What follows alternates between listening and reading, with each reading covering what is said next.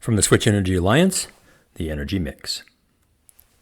We're going to look at the U.S. and global energy mix, and then talk about the scale of energy and some of the trends that we're seeing. I'm going to start with a complicated figure, but we're going to build it together. It's called a Sankey diagram. We consume energy in the transportation, industrial, commercial, and residential sectors. And the numbers you're looking at are in quads. It's a quadrillion BTUs, British thermal units, a big number. It's for the physicists in the crowd, it's like an exajoule, about the same. It's for those in the oil and gas business, one quad is about the same as 1 trillion cubic feet of natural gas. It's a big number of energy. Now, let's put those in their place. And what we're going to do here is look at the energies from the left side that come into allowing these different sectors to happen. And they follow our typical color code. Electricity generation. We're using electricity as an end use in every sector now, a little bit in transportation, and it's growing there. Oil, and by the way, the width of the bar here is sort of proportional to the amount of the number. So oil is mostly for transportation, but it's used across all four sectors, as we've seen in other presentations. Biomass, a little bit.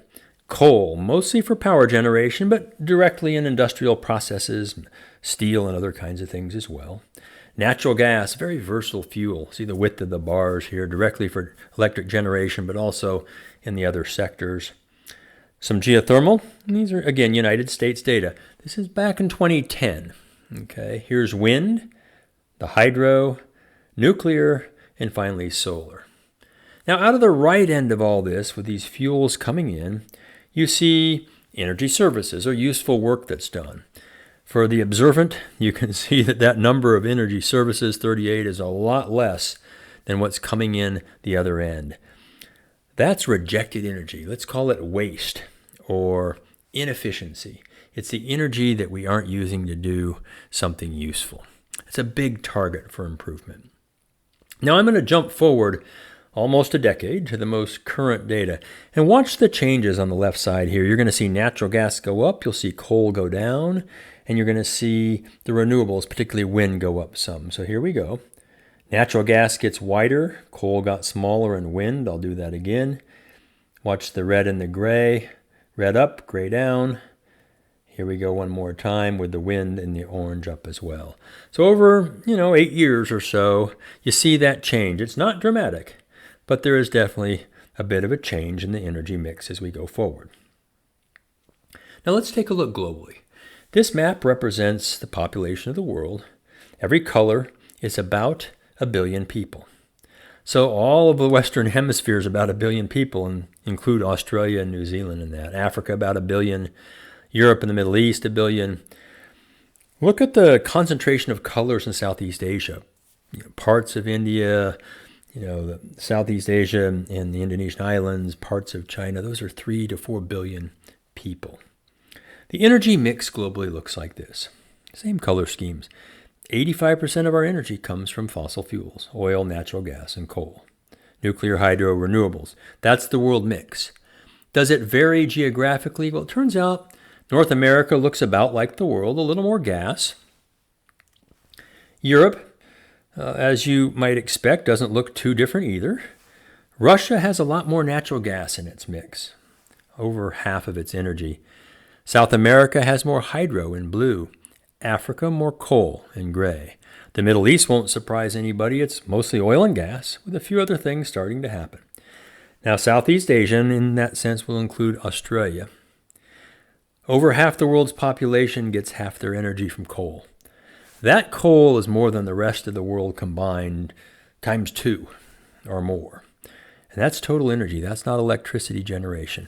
Now I'm going to shrink these pie charts and grow them to be proportional to demand relative to North America. Here we go. So you see Africa and South America and the Middle East, they just don't consume that much energy at this point. They're growing their economies. Even Russia, and there are fewer people there, of course. The big consumers are those that are the most industrialized, with Asia being the biggest of all. Has it changed through time? Yeah, everything's gone up. We've tripled the amount of energy we consume over the last 50 to 60 years. And you can just see the renewables coming in on top there in the yellow and the green, the green color on the very top being biomass. This is a composite satellite view of the world at night. Look where the lights are on. And I'm not advocating lights being on at night. I don't think we need to have them on as much as we do. But you can see the dark oceans and then the outlines of the continents and where the lights are on in the world. Remember these, and let's shrink and grow them to be proportional to demand. Now you know not only why they're on, but where they're on. And you can see the relationship between access to energy and wealth, growing your economy. The wealthy parts of the world, the wealthier parts, have access to energy. There are those who would advocate to leave oil, natural gas, and coal in the ground, and some would even push that farther to nuclear, the orange color. This is what would be left if we did that. Do you think the Middle East is going to go for that? How about Africa? They don't have much energy now. Look at what would happen. Russia, the Asia Pacific, over half the people in the world. Is that going to happen? Europe gets 3/4 of its energy still from fossil fuels, and North America even more than that. What would happen if we did that? Well, when you start to turn the lights down by 86%, the world gets pretty dark. You end up keeping a lot of people in poverty. And it's not the intention, but it's the outcome.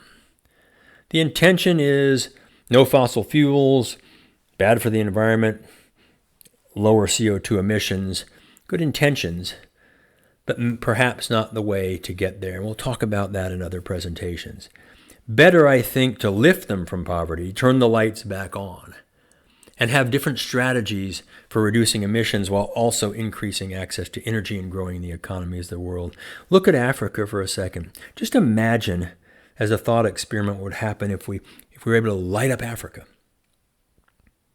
Think of the impact of having access to energy, not just on housing and clothing and food, but on education, on women, the rights and freedom of women who are disadvantaged when they have to go for the water or cook inside with wood or dung, and immigration and migration away from parts of the world now that are impoverished and have leaders that are controlling the countries. It's just so many major issues that are affected by access to energy. And again, we'll talk about these in other presentations. Key points. A mixed portfolio of energy choices is very important. And it's going to vary by the resources that you have and other kinds of things, political systems and economic systems. Okay. It changes slowly. It takes a long time, and it's not political will. It's the technology, it's the cost, and the other drivers of change that have this energy mix transition so slowly through time.